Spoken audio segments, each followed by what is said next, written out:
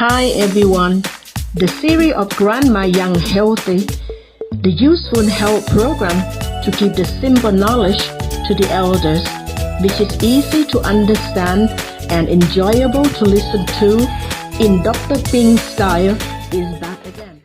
Time to stop driving of Grandma. Is there a set age when people should stop driving? No, there is no set age when older people should stop driving. It depends on many factors.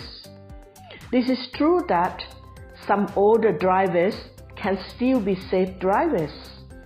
But it is also true that besides teens, older drivers are involved in more deadly car crashes than any other age group. Being able to drive is important to older people, and most people don't want to give it up. Driving gives people the freedom to go where they want and when they want. When people can't or don't drive, they have to depend on others. This can be hard for many reasons. Each state has its own rules about older drivers. In some states, older drivers need to take written, vision, or road tests every time they renew their license. One way to check if someone is a safe driver is to have him or her take an on-the-road driving test. This test can be set up through Grandma State or sometimes through a program that specifically works with older adults. How do doctors decide if a person should stop driving? To help decide if a person should stop driving, the doctor will talk with the person. He or she will ask about the person's medical conditions. Certain medical conditions make it more unsafe for people to drive.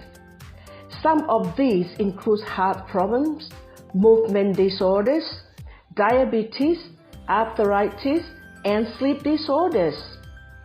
The doctor will also ask about medicines the person takes.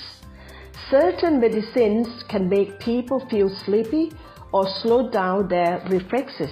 Do an exam. As part of the exam, the doctor will see how well the person moves, especially his or her neck, shoulders, and wrists.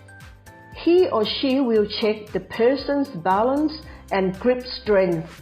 The doctor will also check the person's vision and hearing. Problems with any of these things can affect a person driving. Check the person's thinking and memory. The doctor will ask questions to check the person's thinking and memory. It is unsafe for people with serious thinking or memory problems to drive. Talk with family members. The doctor will ask the family about the person driving. He or she will want to know if the person has gotten lost when driving on a familiar route or had any accidents or near accident. What conditions can keep people from driving short term? Certain things can keep people from driving for a short period of time. They include a heart attack. This is when one of the arteries that bring blood to the heart gets blocked. Fainting. A stroke. A stroke is when a part of the brain is damaged because of a problem with blood flow. This damages the nervous system and can cause problems with thinking, speaking, and moving an arm or leg. A seizure.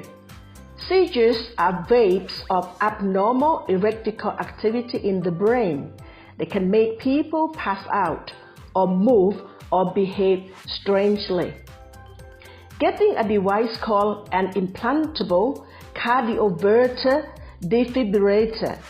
This device prevents sudden death from a heart rhythm problem. The rules are different for each state, but in general, after these things happen, people need to wait a certain amount of time before they can drive again. For example, people who have a seizure need to be seizure-free for a certain amount of time before they can drive again. In some cases, people might need the doctor's permission before they drive again. What if my family member should stop driving but won't? If family member should stop grandma driving but won't, you can try these tips. You can hide the car keys. Take the battery out of the car so it won't start. Park the car on another block or in a spot where grandma won't find it. Make plans for someone else to do the driving. Ask the doctor to write a prescription saying the person should not drive. Work with a social worker to get help with the situation.